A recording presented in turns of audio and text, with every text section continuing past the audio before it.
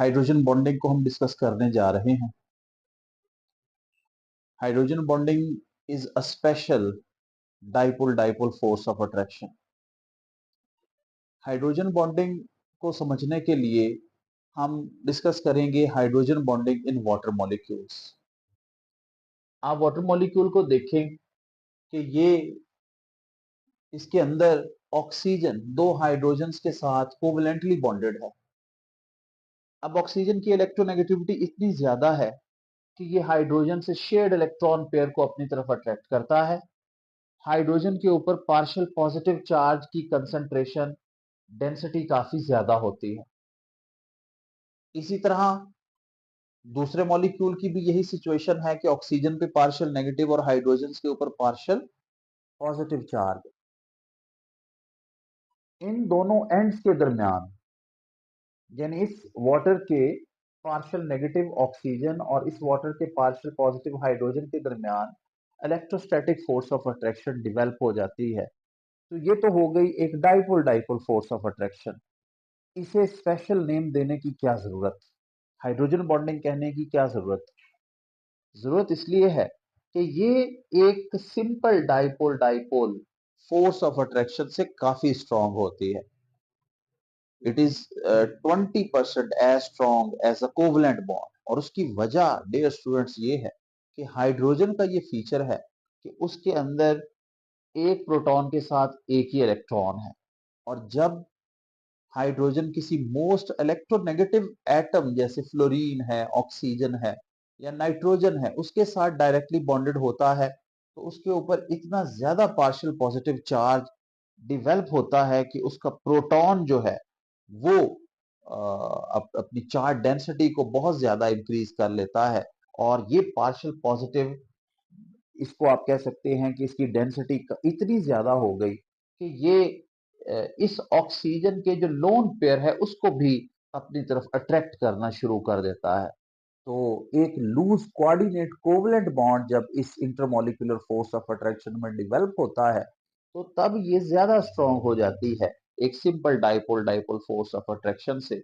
हमें इसका नाम रखना पड़ता है हाइड्रोजन बॉन्डिंग। अब अगर आप गौर करें, हाइड्रोजन सल्फाइड और वाटर में सिमिलैरिटी है कि इधर हाइड्रोजन सल्फाइड में सल्फर के वैलेंस शेल में दो लोन पेयर हैं। ये एक इलेक्ट्रोनेगेटिव एटम है एज कंपेयर टू हाइड्रोजन, इसकी इलेक्ट्रोनेगेटिविटी ज्यादा है, इस पे पार्शियल नेगेटिव चार्ज भी मौजूद है। लेकिन फिर भी हाइड्रोजन सल्फाइड में जो इंटरमॉलिक्यूलर फोर्सेस डेवलप होती हैं between partial positive hydrogen and partial negative sulphur, इनको हम simple dipole dipole forces of attraction कहते हैं। इनको हाइड्रोजन बॉन्डिंग नहीं कहते।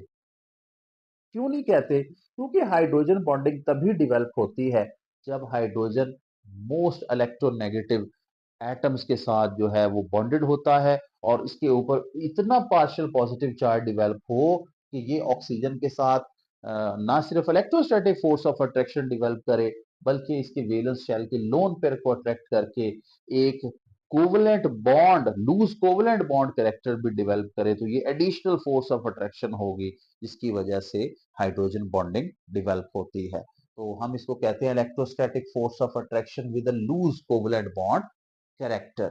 और यही वजह है कि बॉइलिंग पॉइंट वाटर का 100 डिग्री सेंटीग्रेड है और ये रूम टेम्परेचर पे लिक्विड फॉर्म में एग्जिस्ट करता है, जबकि हाइड्रोजन सल्फाइड का -60 डिग्री सेंटीग्रेड है और हाइड्रोजन सल्फाइड रूम टेम्परेचर पे गैस की फॉर्म में एग्जिस्ट करता है।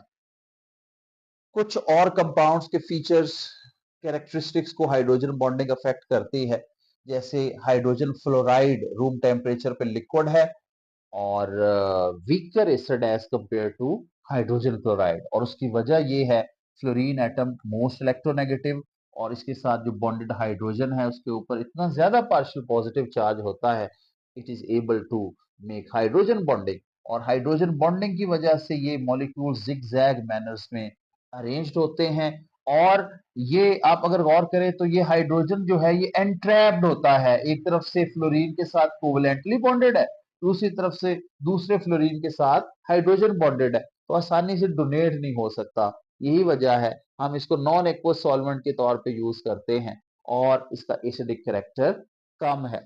और उधर HCl के में देखें, बात तो वही है कि हाइड्रोजन पे पार्शियल पॉजिटिव चार्ज है, लेकिन क्लोरीन के साथ हाइड्रोजन बॉन्डिंग इसलिए डेवलप नहीं होती क्योंकि ये पार्शियल पॉजिटिव चार्ज जरा कम है। क्लोरीन इतना ज्यादा इलेक्ट्रोनेगेटिव नहीं है कि वो हाइड्रोजन पे इतना पार्शियल पॉजिटिव चार्ज क्रिएट कर दे कि ये हाइड्रोजन बॉन्डिंग को डेवलप कर। तो these are simple dipole dipole forces of attraction.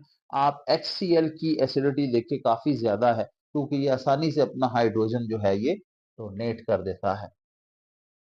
Ammonia की क्रिटिकल टेम्परेचर काफी ज्यादा है, उसकी वजह भी हाइड्रोजन बॉन्डिंग है। अमोनिया में nitrogen is bonded with hydrogen और नाइट्रोजन पे पार्शियल नेगेटिव चार्ज है, हाइड्रोजन के ऊपर इतना पार्शियल पॉजिटिव चार्ज होता है कि ये दूसरे अमोनिया मॉलिक्यूल के साथ हाइड्रोजन बॉन्डिंग डेवलप करे। यही वजह है कि आप इवन रूम टेम्परेचर पे जस्ट प्रेशर अप्लाई करके अमोनिया को लिक्विफाई कर सकते हैं। वजह strong intermolecular forces of attraction and that is called hydrogen bonding. फिर एसीटोन और क्लोरोफॉर्म मुकम्मल तौर पे सोलुबल है, मिसिबल है, and this is all because of hydrogen bonding. Chloroform में आप देखें कि क्लोरीन एटम्स तीन मिलकर हाइड्रोजन से इलेक्ट्रॉन क्लाउड को अपनी तरफ अट्रैक्ट कर रहे हैं और हाइड्रोजन के ऊपर अब पार्शियल पॉजिटिव चार्ज का मैग्नीट्यूड इतना हो गया है कि एसीटोन के इस पार्शियल नेगेटिव ऑक्सीजन के साथ ना सिर्फ electrostatic force of attraction develop करे बल्कि इसके वैलेंस शेल में जो दो लोन पेयर्स हैं उनको भी अपनी तरफ, उनमें से एक को अपनी तरफ अट्रैक्ट करे और loose covalent bond character develop हो। तो यही वजह है एसीटोन और क्लोरोफॉर्म मुकम्मल तौर पे एक दूसरे में सोलोबल हैं, मिसिबल हैं, हल हो जाते हैं। तो डियर स्टूडेंट्स, हाइड्रोजन बॉन्डिंग जब डेवलप होती है तो जो कंपाउंड्स हैं उनके बॉइलिंग पॉइंट अपने जो बाकी ग्रुप मेंबर्स हैं उनके कंपाउंड्स के बॉइलिंग पॉइंट से इंक्रीज कर जाते हैं।